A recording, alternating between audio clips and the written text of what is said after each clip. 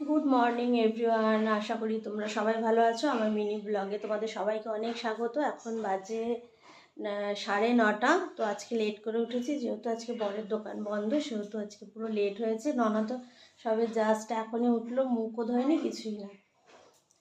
আর আজকে সকালবেলায় রান্না করব আলুর দম। আলু সেদ্ধ করে নিয়েছি, আলুর দমে দেবো মটরশুঁটি আর একটুখানি মশলা পেস্ট ছিল, ওতে টমেটো দিয়ে দিয়েছি। আর হবে রুটি, আটা মাখা রয়েছে। তো সকালবেলা উঠে একটুখানি চা খেলাম। আর ঘর দুয়ার এলোমেলো ছিল, ননা এই জাস্ট ঘুম থেকে উঠলো, তাই ননার বিছানাটা রয়েছে। আমরা চা খেয়ে নিয়েছি, আমি আমার বর। এই ঘরটা গুছিয়ে রেখেছি, একদম জামা কাপড় কমপ্লিট করে রেখেছি। আর শিউলি গাছটা কেটে ফেলেছে, আজকে সাফ সাফাই চলছে, বাগান সাফাই চলছে। ওই দেখো শিউলি গাছ কেটে ফেলেছে, তারপরে ওই দিকে একটা গাছ ছিল, ওটা কেটে ফেলেছে। চলো এখন